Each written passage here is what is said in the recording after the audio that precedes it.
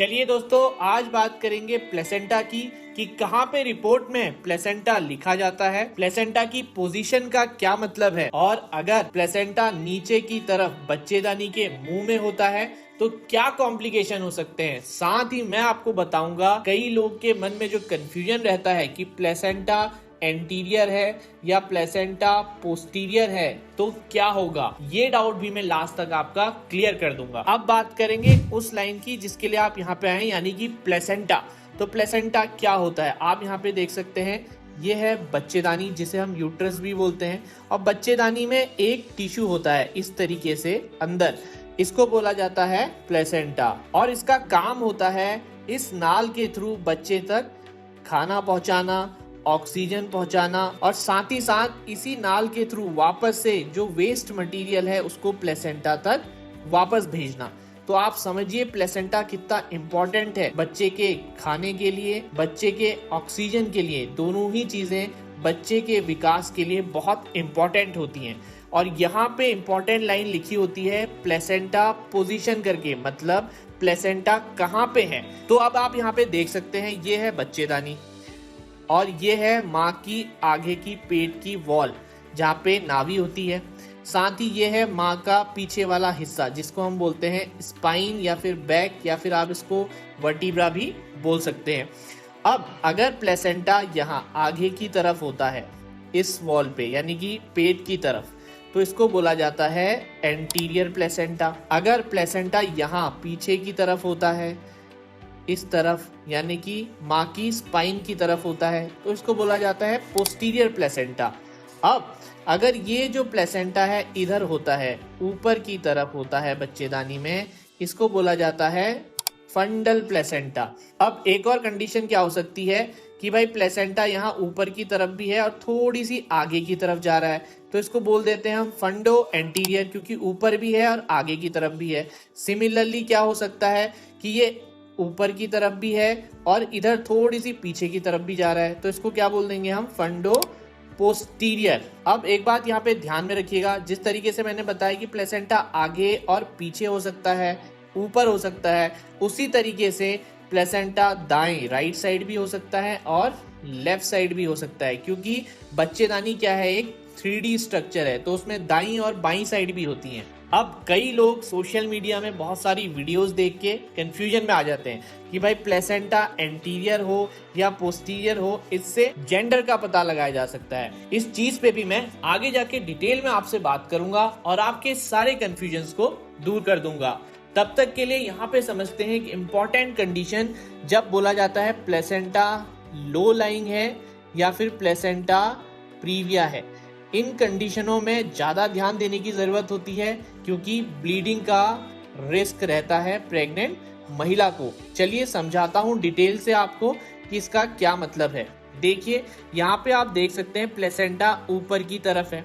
अब यहाँ पे आप देख सकते हैं ये है बच्चेदानी का मुंह जिसको हम बोलते हैं सर्विक्स। अब कई बार क्या होता है, प्लेसेंटा जो है नीचे की तरफ होता है यहाँ पे, यानी कि जो ये प्लेसेंटा है इसका आगे का हिस्सा है और ये जो बच्चेदानी का मुंह का ऊपर का पार्ट है, इनके बीच की दूरी जो है वो 2 सेंटीमीटर से कम अगर होती है तो इसको बोला जाता है लो लाइंग प्लेसेंटा। अब इस लो लाइंग प्लेसेंटा में भी एक ज्यादा सीरियस कंडीशन होती है जब ये प्लेसेंटा आप देख सकते हैं पूरा का पूरा बच्चेदानी के मुंह को कवर कर लेता है, तो इसको क्या बोला जाता है, इसको बोला जाता है प्लेसेंटा प्रीविया, यानी कि बच्चेदानी के मुंह तक आ चुका है प्लेसेंटा। अब मैंने आपको प्लेसेंटा प्रीविया तो समझा दिया, लेकिन आपके मन में सवाल आ रहा होगा, सर ये हमारी रिपोर्ट में लिखा हुआ है तो हमें क्या करना चाहिए। देखिए ये डिपेंड करता है कि कौन से हफ्ते में आपका प्लेसेंटा प्रीविया आ रहा है और साथ ही साथ आपको कोई तकलीफ हो रही है या नहीं हो रही है।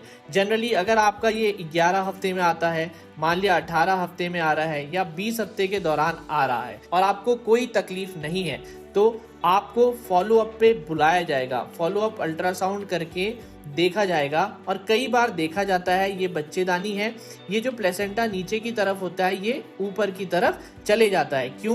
क्योंकि बच्चेदानी बड़ी होती रहती है तो साथ में जो प्लेसेंटा है ये ऊपर की तरफ खिसकता रहता है। लेकिन अगर ये प्लेसेंटा 35 से 36 हफ्ते तक भी बच्चेदानी के मुंह के ऊपर ही रहता है तो हमें ज़्यादा मॉनिटरिंग की ज़रूरत होती है, यानी कि ज़्यादा ध्यान रखने की ज़रूरत पड़ती है और हो सकता है आपको एडमिट भी करने की ज़रूरत पड़ सकती है। रही बात डिलीवरी की कि भाई नॉर्मल होगी या सिजेरियन सेक्शन होगी, तो अगर प्लेसेंटा यहाँ पे पूरी तरीके से बच्चेदानी के मुंह पे रहता है तो मोस्टली डॉक्टर्स आपको सिजेरियन सेक्शन की एडवाइस देते हैं, क्योंकि पूरा प्लेसेंटा यहाँ पे मुंह को ढका हुआ है। अब यहाँ पे एक चीज का और ध्यान दीजिए, जैसा कि मैंने आपको बताया था, क्योंकि इस कंडीशन में ब्लीडिंग का रिस्क रहता है।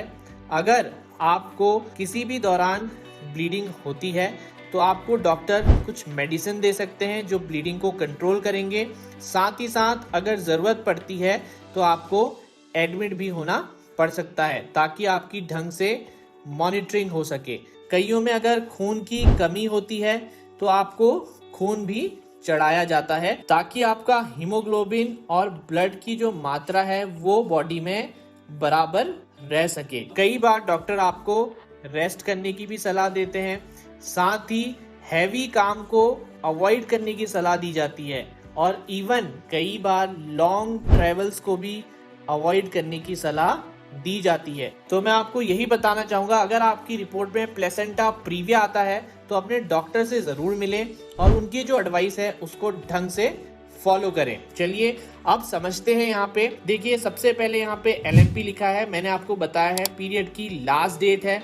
EDD का मतलब होता है एक्सपेक्टेड डेट ऑफ डिलीवरी, यानी कि वो संभावित डेट हम देते हैं जब डिलीवरी होगी या इसके आसपास आपकी डिलीवरी होगी। अब यहाँ पे लिखा हुआ है गेस्टेशनल एज LMP के आधार पे, यानी कि पीरियड की लास्ट डेट के आधार पे बच्चे की उम्र कितनी आ रही है, 30 हफ्ते। अब यहाँ पे जो लाइन लिखी है अगली है, single live intrauterine foetus is seen. इसका मतलब होता है एक बच्चा है, लाइव का मतलब है उसकी हार्ट बीट आ चुकी है, इंट्रायूट्राइन का मतलब होता है बच्चा बच्चेदानी के अंदर है। और अगला इंपॉर्टेंट पॉइंट है फीटस, ये बच्चे को बोला जाता है। लास्ट में सबसे इंपॉर्टेंट लाइन होती है इम्प्रेशन। तो ये जो लाइन है ये बहुत इंपॉर्टेंट लाइन है, इसमें पूरी रिपोर्ट का जो है सार यानी कि समरी आ जाता है। जो भी हमने ऊपर रिपोर्ट में समझाया है उसको हम सिर्फ 2 लाइनों में लिख देते हैं। चलिए अब वो इम्पोर्टेंट डाउट जिसके लिए आपने ये वीडियो खोला था कि भाई प्लेसेंटा एंटीरियर है या प्लेसेंटा पोस्टीरियर है, तो इससे क्या बेबी के जेंडर का पता चल सकता है? जी बिल्कुल नहीं। मेडिकल साइंस में ऐसा कोई भी फैक्ट या कोई भी थ्योरी नहीं है जो इस बात को सत्यापित करती है कि प्लेसेंटा के आगे होने या प्लेसेंटा के पीछे होने से बेबी के जेंडर का कुछ पता चलता है। इसीलिए मैं आप सभी लोगों से बोलूंगा कि आप ये सारे सोशल मीडिया के कंफ्यूजन से दूर रहिए, अपने डॉक्टर से जाके डायरेक्टली पूछिए, आपको डॉक्टर बिल्कुल सही सलाह देंगे। इस वीडियो के रिगार्डिंग अगर आपको कोई भी डाउट है या फिर कंफ्यूजन है तो आप कमेंट बॉक्स में लिख सकते हैं, मैं आपका जल्द से जल्द रिप्लाई करने की कोशिश करूंगा। कृपया इसे अपने दोस्तों के साथ जरूर शेयर कीजिए, नोटिफिकेशन बेल प्रेस कर दीजिए। जैसा कि मैं लास्ट में कहता हूँ, stay healthy and stay wealthy because health is real wealth.